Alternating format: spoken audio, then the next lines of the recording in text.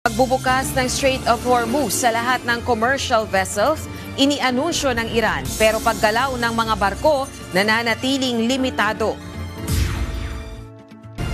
Panibagong rollback sa presyo ng mga produktong petrolyo inaasahan sa susunod na linggo. Very unhealthy air quality na itala sa ilang lungsod sa Metro Manila ayon sa DENR.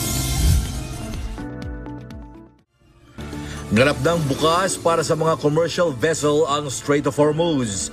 Ito ang inanunsyo ni Iranian Foreign Minister Abbas Araghchi kasunod ng deklarasyon na tigil putukan sa Lebanon. Ayon sa kanya, pinayagan na ang malayang pagdaan ng mga barko sa itinalagang safe route sa loob ng natitirang araw ng ceasefire. Malugod namang tinanggap ni US President Donald Trump ang pahayag ng Iran at inilarawan ito bilang isang magandang balita. Ayon pa sa US President, pumayag na umano ang Iran na kailanman ay hindi na nito isasara ang daluyan kaya hindi na ito magagamit bilang panakot laban sa buong mundo.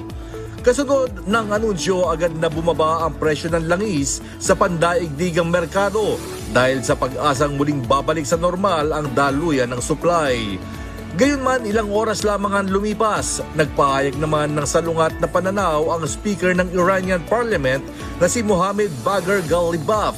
Ayon sa kanya, hindi mananatiling bukas ang Strait of Hormuz kung magpapatuloy ang blockade ng United States sa mga daungan ng Iran. Naninindigan din ito na ang pagdaan sa Strait of Hormuz ay mananatiling nasa diskresyon at otorisasyon ng pamahalaan ng Iran. Sa kasalukuyan, bagamat may anunsyo ng pagbubukas, mananatiling limitado ang paggalaw ng mga sasakyang pandagat sa nasabing ruta. Ipinapakita ng mga tracking data na iilan lamang ang tumatawid at marami pa rin ang umuurong dahil sa pangamba sa seguridad. Patuloy din ang pagpapatupad ng United States ng naval blockade sa mga daungan ng Iran sa kabila ng tigil putukan. Ayon kay Trump, mananatili ang blockade hanggang hindi pa ganap na napipirmahan ang kasunduan sa pagitan ng Washington at Tehran. When the agreement is signed, the blockade ends. As soon as the agreement gets signed, that's when the blockade ends. Inanunsyo ng Regasco ang panibagong rollback sa presyo ng LPG na 3 piso kada kilo. Epektibo simula alas 7 ng umaga kahapon, araw ng Biyernes, April 17. Katumbas ito ng humigit kumulang 33 pesos na bawas sa presyo ng karaniwang 11 kilogram na tangke. Ayon sa kumpanya, ang pinakahuling pagbaba ay bunga ng pagbagsak ng presyo ng crude oil at ng mga local fuel price sa bansa na nagpababa ng shipping at transport cost ng LPG. Dahil dito, inaasahang unsuggested retail price ng 11 kg na LPG ay maglalaro na lamang sa pagitan ng 1,422 hanggang 1,533 pesos. Ito naman po yung effect ng impact ng pagbagsak ng crude oil na naramdaman natin last Tuesday din. Kung nyo maalala, ang diesel, gasolina ay pareho pong nagkaroon ng malaking rollback. Inanunsyo ng Department of Trade and Industry na walang price hike sa basic goods hanggang May 10, 2026. Saklaw nito ang mga pangunahing bilihin tulad ng sardinas, gatas, tinapay, kape, noodles at iba pa na mananatili sa suggested retail price. Tiniyak din ni DTI Secretary Maria Cristina Roque na sapat ang supply ng mga prime commodities kaya hindi kailangang mag-panic buying. Mahigpit namang binabantayan ng ahensya ang merkado at nakikipag-ugnayan sa manufacturers at retailers para maiwasan ang overpricing. Ipinatutupad na ng Department of Migrant Workers ang pamahagi ng $200 o halos 12,000 pesos na ayuda para sa mga overseas Filipino workers na apektado ng digmaan sa Middle East.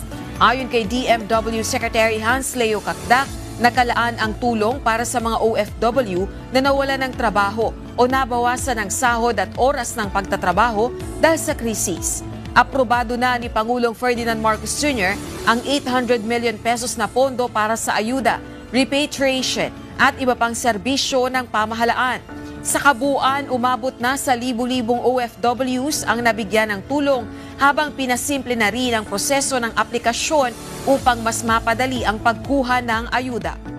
Malaking papel ang ginagampanan ni dating Congressman Zaldico sa investigasyon sa maanumalyang flood control project sa bansa. Bilang dating chairperson ng House Committee on Appropriations, siya ang may hawak ng susi sa pondo ng bayan, kaya ang kanyang pagbabalik ay may malalim na implikasyon. Ayon kay Attorney Rico Domingo, dating presidente ng Philippine Bar Association at founding chairman ng Movement Against Disinformation, maaaring game changer o magpapabago sa takbo ng investigasyon si Ko. Game changer in the sense that he would be able to share a lot of pieces of evidence, documentary and testimonial para malinawagan kung sino-sino talaga involved dito. So yan ang game changer sa kanya. Si Ko ang itinuturing na isa sa mga mastermind ng tinatawag na trillion peso flood control anomalies. Ang kanyang pagkaaresto ay maaaring hudyat ng pag-usad ng investigasyon hinggil dito. Inaasahang magbibigay linaw siya sa mga ulat tungkol sa mga proyektong binayaran na, ngunit hindi naman naitayo. Isa na rito ang 289.5 million peso road dike sa Oriental Mindoro. Binigyang din ni Attorney Domingo, dapat lang sabihin ni Ko ang lahat niyang nalalaman. Panaka-naka lang ang binibigay dapat ibigay niya yan, and that has to be done under oath para he would be subject to potential perjury cases kung hindi siya nagsasabi ng totoo. Dahil siya ang dating pinuno ng Appropriations Committee, alam ni Ko kung paano na ilulusot ang bilyon-bilyong pisong pondo sa national budget. Alam niya yan, gawa ng chairman na siya at sabi niya nakpalipat-lipat ang mga pera, ang pondo, appropriation, sinabi niya yun.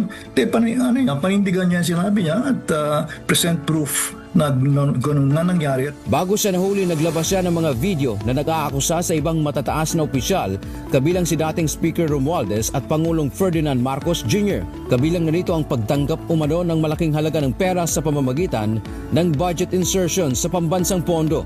Ang totoo, mula 2022 hanggang 2025, ang kabuuang pera na dumaan sa akin para ibigay kay Pangulong Bongbong Marcos at kay dating Speaker Martin Romualdez ay umabot sa 56 billion pesos at hiwalay pa dyan ang 100 billion pesos insertion ng Pangulo sa 2025 budget. Marami siyang sinasabi. So patutunayan dapat niya yung sinasabi niya. Kung hindi talaga siya involved, then pakita niya ang kanyang ebidensya na hindi siya involved. Kung involved naman siya, pwede siyang mag-apply for witness protection or something like that so that they can testify accordingly, freely. Nasa kamay na ngayon ng mga senador ang desisyon sa pagpapatuloy ng Senate Blue Ribbon Committee hearing kaugnay ng mga maanumalyang flood control project. Ayon kay Senate President Pro Tempore at Blue Ribbon Committee Chairman Panfilo Ping Lacson, nakasalalay sa kanyang mga kasamahan kung kailan muling uusad ang investigasyon matapos na ipagpaliban ang pagdinig dahil kinakailangan pa nito ng hindi bababa sa 9 na lagda upang opisyal na maiakyat at matalakay sa plenaryo. Gayunpaman, binigyang diin ni Senator Lacson na ang pagkakaaresto kay dating Ako Bicol Party List Representative Zaldico ay maaaring magsilbing mitya upang mas maraming senador ang lumagda sa partial report ng komite. Nasa kaugnay nito, welcome naman kay Senate President Pro Tempore Lacson ang utos ng Office of the Ombudsman na magsagawa ng lifestyle check sa 26 na tinaguriang contractors o mga mambabatas na umano'y sangkot bilang mga kontratista sa mga proyekto ng pamahalaan. Ayon sa senador, isang positibong hakbang o well and good ang pagsisimula ng pangangalap ng ebidensya dahil malinaw na may umiiral na conflict of interest sa ganitong kalakaran.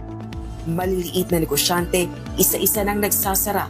Bilang ng free siring, tumataas ayon sa Employers Confederation of the Philippines o ECO. ECO President Sergio Ortiz Luis Jr. naniniwalang napabayaan ng pamahalaan ang pagtaas sa presyo ng langis. Ramil Madriaga, hindi ka panipaniwala ayon sa isang kaalyado ni Vice President Sara Duterte. House Committee on Justice Chairperson Jervin Luistro, binatikos ang patuloy na hindi pagtugon ni Vice President Sara Duterte sa mabigat na aligasyon sa kanya. Parang ang gulo, naiiyak siya in between statements, so hindi masyadong dramatic. So we'll just see kung ano yung mangyayari doon. Pangulong Bongbong Marcos, ikinagulat ang mga pahayag ni Ramil Madriaga na umano'y term sharing kay Vice President Sara Duterte. Ayon sa Malacanang, kahit na ang Pangulo ay walang personal na kaalaman patungkol po dito. Ang Pangulo po ay nangampanya sa taumbayan, nangako na maglilingkod sa taumbayan at nangakong tatapusin ang kanyang termino para sa bayan. Pangulo